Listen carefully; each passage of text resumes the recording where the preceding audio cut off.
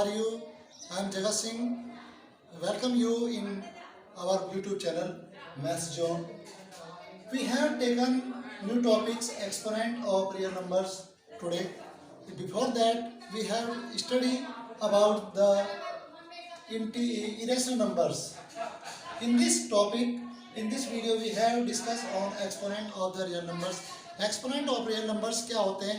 Exponent powers को भी कहते हैं। तो जैसे किसी भी नंबर की पावर दी, कोई भी अगर रेशनल नंबर आपको दिया है या रियल नंबर दिया है तो उसकी पावर दी होती है, उसको हमें एक्सपोनेंट बोलते हैं। जैसे मैंने एक एग्जांपल लिखा है 1 की power n equal to a की पावर n क्या होता है?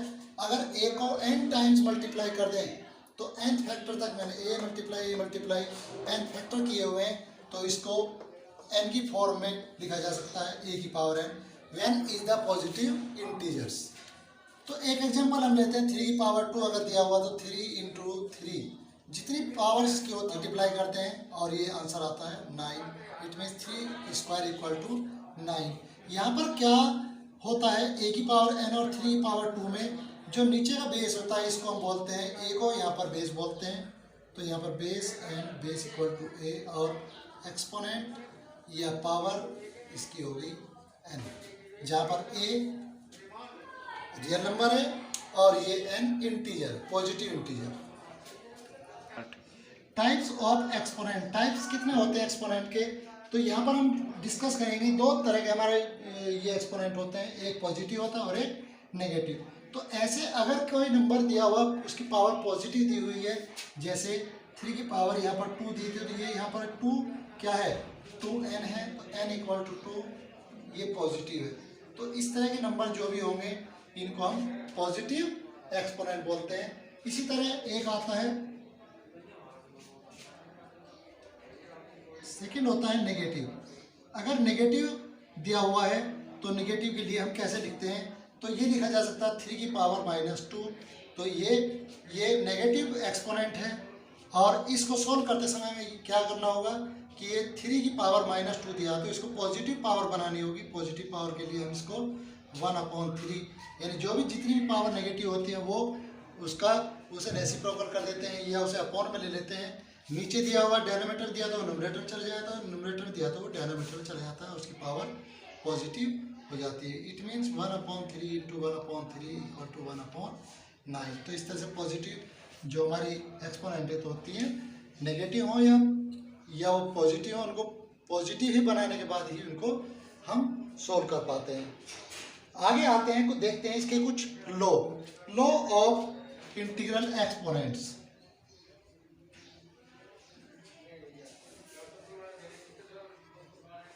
इंटीग्रल एक्सपोनेंट जो नंबर हमारा दिया होता है उनको सोल्व करने के लिए हमारे पास में कुछ मेथड दिए होते हैं। तो इन मेथड्स को हम लिखते हैं यहाँ पर और उन मेथड, ये हमारे लॉ हमें ये लर्न होने चाहिए। तो फर्स्ट लॉ है इसका, लॉ फर्स्ट, अगर बेस सेम है और उनकी पावर डिफरेंट है, ये a की पावर m है और यहाँ पर a की पावर n है और दोनों के बीच में मल्टीप्लाई है, तो अगर इस तरह कंडीशन हमें दी हुई तो हम इसको सोल्व करते समय बेस हमारा वही रहेगा लेकिन जो एक्सपोनेंट होते हैं वो उनके वे आपस में प्लस हो जाते हैं। इस तरह हम कोई क्वेश्चन भी इसका ले सकते हैं, जैसे 1/2 की पावर 3 इंटू 1/2 की पावर 2, इट मीन्स 1/2 की पावर 3 प्लस 2 इक्वल टू 1/2 की पावर 5 और इट मीन्स 1/32। तो 1 को 5 टाइम्स मल्टीप्लाई करें, 2 को भी 5 टाइम मल्टीप्लाई करने पर 1/32 इसका आंसर आ जाता। तो ये हमारा फर्स्ट लॉ हुआ। इसी तरह जब बीच में इनके दोनों नंबर्स के बीच में प्रोडक्ट की प्लेस पर डिवाइड का साइन होता है तो वो हमारा रूल सेकंड होता है। तो a की power m divide by a की power n equal to a की पावर m माइनस n। ऐसे केस में जहाँ पर दो बेस के बीच में दो बेस सेम होते हैं लेकिन उनके बीच में साइन डिवाइड का दिया होता है तो ऐसे प्लेस पर उनकी जो पावर होती है वो नेगेटिव हो जाती है। तो देखते हैं इसका भी एक इश्यूज में, अगर 1/2 की पावर 3 दिया हुआ है और यहाँ पर डिवाइड 1/2 की पावर 2 दिया हुआ है तो ये यहाँ पर कैसे सोल्व होगा? तो यहाँ डिवाइड साइन होने के कारण कि जो एक्सपोनेंट है वो माइनस हो जाएंगी और इस तरह से 1/2 की पावर 1, इट मीन्स 1/2 इसका आंसर होगा। तो ऐसे इन क्वेश्चन को हम सोल्व करते हैं। तो जो हमारे लॉ होते हैं वो बहुत ही इसमें मस्ट होते हैं, हेल्पफुल होते हैं। तो इस तरह जब 2 रूल ये हो जाते हैं तो तीसरा रूल आता है इसमें, अगर किसी नंबर की पावर की भी पावर दी हुई है, अगर ए एक रियल नंबर है और इसकी पावर m की भी पावर दी हुई है, ये a की power a to the power m to the power n, तो ऐसे केस में क्या करते हैं, तो जो हमारा बेस होता है वो वही रहता है, लेकिन उनकी जो पावर होती है उनकी प्रोडक्ट हो जाती है, उनके बीच में मल्टीप्लाई लग जाता है और वो पावर आपस में प्लस हो जाती हैं। अब देखते हैं किस तरह से होते हैं। अगर 2 की पावर 3 की पावर भी 5 दिया हुआ है तो ये क्या हो जाएगा, 2 की पावर 3 इंटू 5 2 की पावर 15। तो इस तरह से 2 की वैल्यू 15 टाइम्स बढ़ जाएगी। तो थर्ड रूल था। फोर्थ रूल इसका आता है, अगर किसी बेस की पावर दी हुई है, आपको बेस के अंदर 2 नंबर दिए हुए हैं, यही कह लीजिए कि दोनों की पावर सेम है लेकिन उनके बेस डिफरेंट दिए हुए हैं। जैसे ये m है और ये b की पावर m, इस तरह हो सकते हैं कि दोनों के बेस डिफरेंट हो लेकिन उनकी जो एक्सपोनेंट है वो सेम होती है। तो ऐसे केस में हम इसको क्या करते हैं कि a b की दोनों की मल्टीप्लाई हो जाती है लेकिन पावर a की टाइम रहती है, ऐसे m, तो दोनों बेस एक साथ आ जाएंगे और उनकी पावर अलग हो जाएगी।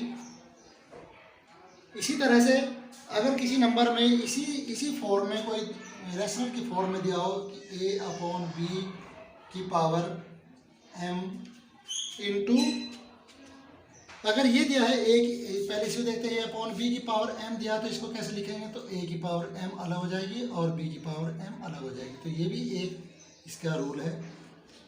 पावर की फॉर्म में अगर ये रेशनल की फॉर्म में दिया, उसकी एक्सपोनेंट दिया तो वो एक्सपोनेंट न्यूमरेटर और डेनोमिनेटर दोनों की हो जाएगी। एक बहुत इंपॉर्टेंट इसमें रूल फॉलो करता है कि अगर किसी भी रियल नंबर की पावर 0 होती है तो उसकी वैल्यू क्या होती है, उसकी वैल्यू हमेशा 1 होती है। चाहे वहाँ ये 16 की पावर 0 इसकी वैल्यू 1 होगी, 100 की पावर 0 इसकी भी वैल्यू 1 होगी। तो यहाँ पर कुछ भी हो, पावर अगर 0 है तो उसकी वैल्यू 1 ही आती है। तो ये थे हमारे कुछ लॉज ऑफ इंटीग्रल एक्सपोनेंट्स। तो यहाँ पर हमने देखा कि इन रूल्स को हम कैसे फॉलो करते हैं। अब बात करते हैं rational exponents of a real number. किसी रियल नंबर के rational exponent of a real number की बात हम कर रहे हैं।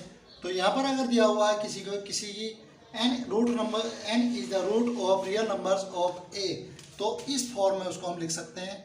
ये सर्ट का साइन है और इस सर्ट के साइन में ये n इसके अंदर आता है, तो इसको बोलते हैं nth root of the real number a। तो देखते हैं, एग्जांपल लेते हैं। 25 की पावर अगर रैशनल नंबर में दी हुई तो किस तरह से हम ले चलेंगे। तो हमें सबसे पहले ये देखना होता है कि दिया हुआ नंबर जो दिया हुआ है ये रैशनल नंबर को कितनी बार एक्सपेंड करता है, कितने उसके फैक्टर्स होते हैं। तो 25 को हम देखते हैं तो ये 5 की पावर 2 है और 5 की पावर 2 की भी पावर 1/2 है। तो इसलिए हम इसको सोल्व करते हैं। तो 2 × 1/2, 2 से 2 कैंसिल, इस तरह 5 की पावर 1 आंसर आ जाता है 5। अब आते हैं laws of radicals. Law of radical क्या होते हैं, इनके बारे में कुछ रूल्स हम देखते हैं। जो हमारा सर्ट्स होता है इसको हम बोलते हैं सर्ट्स, और इस सर्ट्स की पावर अगर पॉजिटिव दी हुई है तो इस पॉजिटिव पावर में जब a हमारा एक रियल नंबर है and b the positive integer, then nth power of a it can be written as, तो let it equal to b। अगर b equal to nth root of a is equal to a to the power 1/n, then b is called surds. तो b को हम surds बोलते हैं, surds of the real number. तो इस तरह से जो हमारा ये n√a है, ये दिया हुआ नंबर ये हमेशा इरेशनल नंबर होता है। और ये इरेशनल नंबर के हमें कुछ रूल्स होते हैं। a ऑलवेज पॉजिटिव होना चाहिए, अगर ये नेगेटिव होता तो फिर हम इसको यहाँ पर ये मीनिंगलेस होता है, क्योंकि जो माइनस के अंदर स्क्वायर रूट के अंदर अगर माइनस का नंबर दिया तो वो कॉम्प्लेक्स नंबर में हम उनके बारे में स्टडी करते हैं, और वो आप 11वीं क्लास में जाकर सीखेंगे। तो यहाँ पर केवल ए पॉजिटिव होना चाहिए, इसकी पावर जो n है ये एक पॉजिटिव रियल नंबर हो सकती है, पॉजिटिव इंटीजर की फॉर्म में हो सकती है। जैसे ये दिया है 1 की a की पावर 1/n इक्वल टू, अगर हम इसे देखते हैं तो ये पावर, इसकी जो पावर है वो रैशनल की फॉर्म में दी हुई है। तो यहाँ पर हमें कुछ चीज़ें दी हुई हैं जो हमें इम्पोर्टेंट है, कि जो ये नंबर दिया हुआ है ए यहाँ पर पॉजिटिव रियल नंबर होना चाहिए, और दूसरा ये जो पूरा नंबर होता है ये एक इरेशनल नंबर होता है। तो कुछ रूल्स भी हमारे यहाँ पर है, इसको हम बोलते हैं कि radical of order n, radical of order n भी हम इसे बोलते हैं दिए हुए नंबर को, और जहाँ पर इसके अंदर जो a है वो इसको रेडिकेंट बोलते हैं। तो कुछ देखते हैं इसके लिए क्या क्या चीज़ें इंपॉर्टेंट होती हैं जो इम्पोर्टेंट है। जैसे हमारे यहाँ पर √3 अगर यहाँ पर लिखा हुआ है, कोई नंबर दिया है जिसका ये स्क्वायर रूट है, इट मीन्स 3 की पावर 1/2, और ये इसमें हम इसे कह सकते हैं कि ये इसकी पावर 2 है, 1/2। तो ये सेकंड ऑर्डर का, इसका ऑर्डर अगर लिखना हो तो ऑर्डर 2 का ये इरेशनल नंबर है, और इसको हम बोलते हैं क्वाड्रेटिक। अगर किसी क्वेश्चन में यहाँ पर क्यूब रूट दिया हुआ है, क्यूब रूट a, तो इट मीन्स a की पावर 1/3, और यहाँ पर a तो रेडिकेंट हुआ और इसकी पावर जो हुई 1/3, तो इसको हम बोलते हैं ऑर्डर 3। तो ये ऑर्डर 3 का इरेशनल नंबर हुआ और इसको बोलते हैं हम क्यूबिक। तो सेम हमारी जो linear equation, linear quadratic cubic by quadratic होते हैं, उसी बेस पर इनकी यहाँ पर जो स्क्वायर जो साइड्स की रूट होता है उस रूट के बेस पर हम इनका क्लासिफिकेशन करते हैं। और यहाँ से इसके बाद में हम चलते हैं, देखते हैं कि कुछ लॉज इनके जो होते हैं रेडिकल्स में वो क्या क्या होते हैं। इसके बाद बात करते हैं कि इंडिसेस और साइड्स की क्या डिफरेंट लॉज हैं, यहाँ पर क्या क्या सिमिलरिटी है। तो इनके रूल्स लगभग एक जैसे होते हैं। तो आइए हम एक टेबल बना लेते हैं इसके लिए, याद करने के लिए। तो लॉ ऑफ इंडिसेस एक साइड लिख देते हैं, उसके ऊपर लिख देते हैं, दूसरे साइड लिख देते हैं लॉ ऑफ साइड्स। तो लॉ ऑफ इंडिसेस और लॉ ऑफ साइड्स में क्या क्या सिमिलरिटी है, किस तरह से दोनों वर्क करते हैं। तो देखिए, फर्स्ट मैंने लॉ लिखा है a की पावर 1/n की पावर n। तो जब इसे हम सोल्व करते हैं तो a की पावर 1/n की मल्टीप्लाई 1/n की मल्टीप्लाई जब n से करते हैं, n से n कैंसिल हो जाता है, तो इस तरह a की वैल्यू a की पावर 1 बचती है। तो इस तरह से सोल्व हो जाता है। इसी तरह यहाँ पर चलते हैं तो इधर देखते हैं कि ये nth रूट ऑफ a दिया हुआ है, तो इसकी पावर भी n दी हुई है। तो इसको जब सोल्व करते हैं तो a की पावर 1/n इंटू n से n कैंसिल, तो इस तरह से ये भी n आता है। सेकंड ऑर्डर में आइए, सेकंड लॉ में a to the power 1/n into b की पावर 1/n, ये हम ऑलरेडी पढ़ चुके हैं लॉ ऑफ एक्सपोनेंट में, लेकिन वहाँ पर पावर क्या थी, पॉजिटिव नंबर थी। यहाँ पर ये रैशनल की फॉर्म में है। तो रैशनल की फॉर्म में होती है तो वो इंडिसेस होती हैं जिनकी पावर रैशनल नंबर में होती है। तो a की पावर 1/n इंटू b की पावर 1/n। तो जब इसे सोल्व करते देखते हैं बेस इसका सेम है, तो a इंटू बी की पावर 1/n, और यहाँ ये भी तो इस तरह से लॉ सोल्व हो जाता है।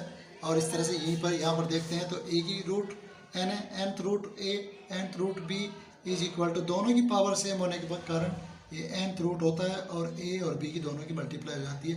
इसी तरह से अगर आपके कहीं पर इसी तरह अगर दिया हुआ कोई क्वेश्चन तो उस तरह क्वेश्चन भी कर सकते हैं, √2 इंटू √3 अगर दिया तो देखते हैं यहाँ पर यह दोनों की पावर 2 है, ये स्क्वायर रूट है दोनों, तो ये √6 इसका आंसर आता है। तो यही वही है कि a की मल्टीप्लाई b में, तो 2 3 या 6, इस तरह से ये रूल हमारा फॉलो होता है। थर्ड रूल पाते हैं a to the power 1/n की पावर 1/m। अगर किसी नंबर की जो पावर है एक्सपोनेंट है उसकी भी एक्सपोनेंट दी हुई है, तो उनकी दोनों की आपस में मल्टीप्लाई हो जाती है, और इस तरह से ये a की पावर 1/nm mn या nm होती है। इसी तरह यहाँ पर आते हैं तो यहाँ पावर दी हुई है, रूट दिया है nth रूट ऑफ a, दो रूट दिए हुए हैं, तो इस तरह से इस रूट को आगे लेते हैं, तो इस तरह से ये a की पावर 1 अपॉन n की पावर 1 अपॉन m, इस तरह से ओपन करते हैं और ये a की power 1 upon n into m, तो इस तरह से सोल्व हो जाता है। इसी तरह फोर्थ रूल पे a की पावर, ये रेशनल नंबर की फॉर्म में दिया इसका बेस, तो a की पावर भी सेम दिए 1 अपॉन m और b की पावर 1 अपॉन m है, दोनों के एक्सपोनेंट सेम दिए हुए हैं। तो जब ऐसे कैसे होते हैं तो हम जो बेस होते हैं उनको 1 टाइम लिखते हैं और पावर को भी 1 टाइम। दोनों के बेस डिफरेंट है इसलिए उनको बेस को अलग अलग a अपॉन b की पावर 1 अपॉन m हो जाएगा। इसी तरह यहाँ पर आते हैं तो इसमें देखते हैं क्या चेंज होता है। इसमें भी nth root of a nth root of b, तो इट मीन्स a की a to the power 1 upon n upon b to the power 1 upon n और a अपॉन b की पावर 1 अपॉन n। तो ये दोनों की ही लॉ बिल्कुल एक दूसरे से बिल्कुल सिमिलर हैं। और फिफ्थ रूल पर आते हैं तो फिफ्थ रूल में हम देखते हैं a to the power 1 upon n है और उसकी पावर मल्टीप्लाई की गई केवल m में। तो यहाँ दो इसके पावर की भी पावर जो दी हुई है वो रेशनल में नहीं है, तो वो केवल m है। तो ऐसे केस में क्या करते हैं कि a की पावर m की मल्टीप्लाई 1 में होगी तो m अपॉन n, इस तरह से ये सोल्व हो जाता है। और यहाँ पर इसी बात को देखते हैं तो यहाँ क्या होता है कि nth a की पावर 1 अपॉन n की पावर m इसी फॉर्म में आ चुका है और फिर इसको सॉल्व करते हैं वही a की पावर m अपॉन n होता है। तो प्यारे बच्चों, इस तरह की ये हमारे लॉ और इंडिसेस हैं। किसी भी क्वेश्चन को करने से पहले ये सभी रूल्स वहाँ पर दी हुई कंडीशन के अकॉर्डिंग ये वहाँ पर यूज होते हैं और इनके बेस पर हम कुछ वर्किंग रूल बनाते हैं जो हमें याद रखने जरूरी है कि ये इनमें किस कंडीशन में ये होता है, किस कंडीशन में सॉल्यूशन होगा, किस कंडीशन में नहीं होगा। जैसे नंबर 1 हम देखते हैं कि 2 sets can be added, 2 sets तभी जोड़ सकते हैं जब उनकी जो एक्सपोनेंट होगा वो बिल्कुल सेम होगा, यानी वो दोनों लाइक होने चाहिए। ये nth रूट उसका सेम होना चाहिए, यहाँ 2 है तो यहाँ 2 है, तो ये आपस में ये प्लस कर सकते हैं या फिर उनको माइनस कर सकते हैं ताकि उनका जो बेस है, बेस और एक्सपोनेंट दोनों ही सेम होने चाहिए। तो रूट अगर यहाँ पर दिया है 2 दिया है और यहाँ पर ये रूट में है, उसके साथ में अगर दूसरा भी सेम दिया हुआ है, जैसे रूट यहाँ 3 लिया हमने और यहाँ पर 5 है, और इसी के साथ में अगर हमें यहाँ पर दिया 5 3 रूट 5, तो केवल ये सिमिलर, क्योंकि ये दोनों की यहाँ सिमिलरिटी है, ये दोनों सेम है। वर्किंग रूल यही फॉलो करता है, ये बताता है कि उनके बेस एज वेल एज उनकी एक्सपोनेंट सेम होने चाहिए तभी वापस में ऐड हो सकते हैं। तो ये इनको जब हम ऐड करेंगे तो क्या होगा, यहाँ पर इसका कोएफिशिएंट 5 है, यहाँ इसका 1 है, तो इस तरह से इसका आंसर 6 क्यूब रूट 5, इस तरह से ये सॉल्यूशन हो जाएगा।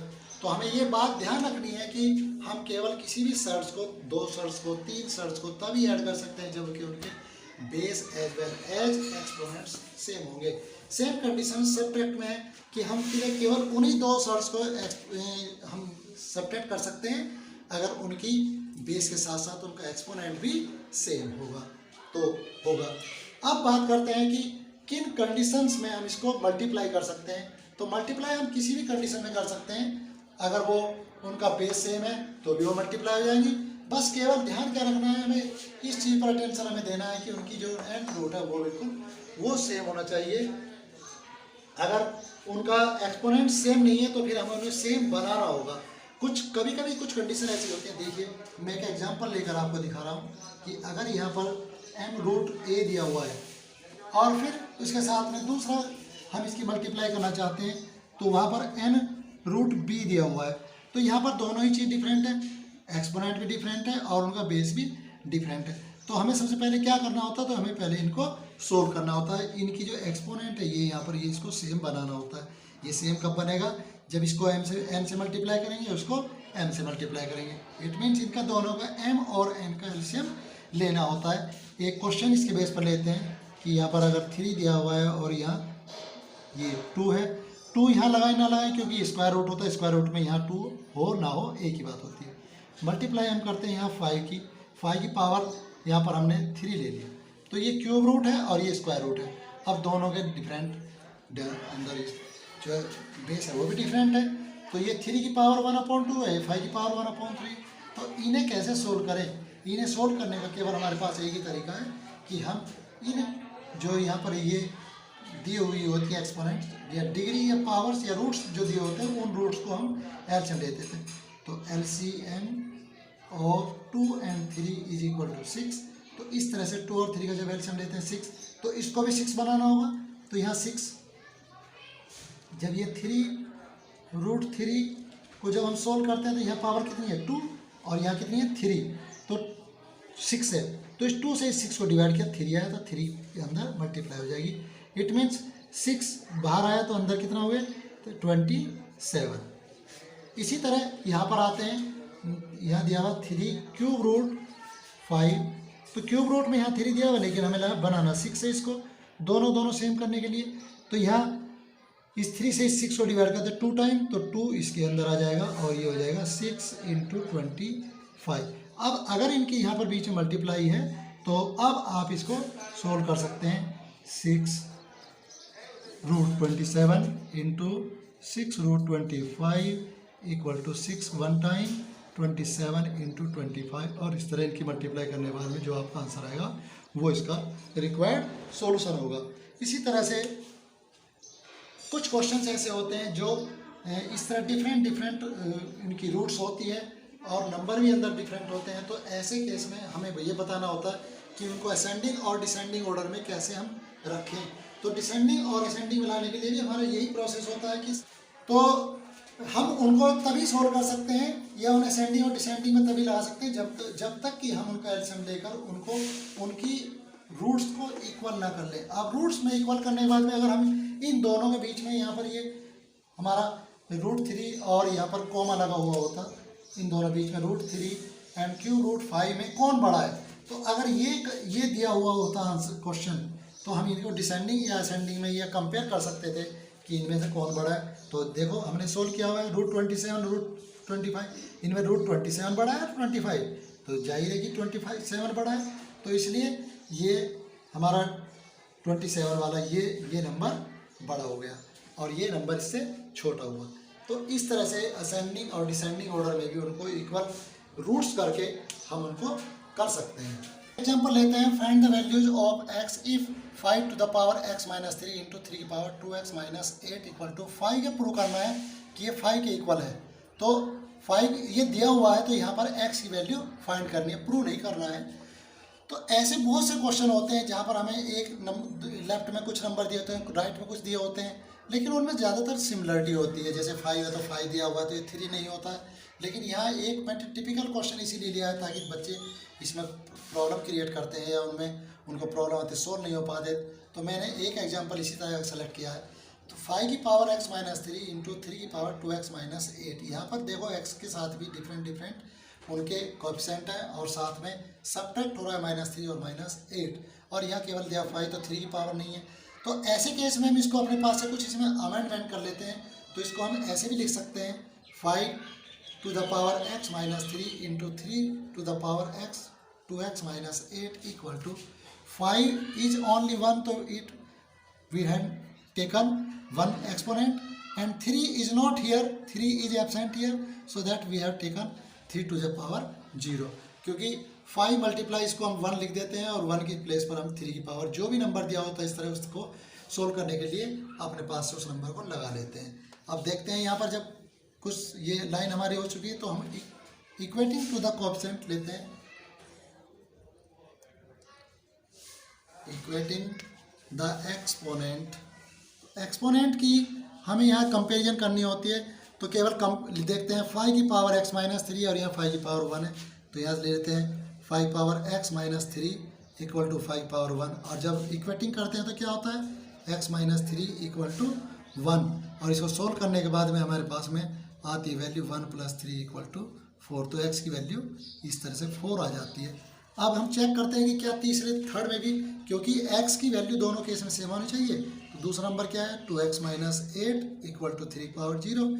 इट मीन्स द पावर को इक्वेटिंग करते हैं, equating the exponent 2x - 8 equal to 0 और x इक्वल टू 8/2, 2 4 जा 8, x इक्वल टू 4।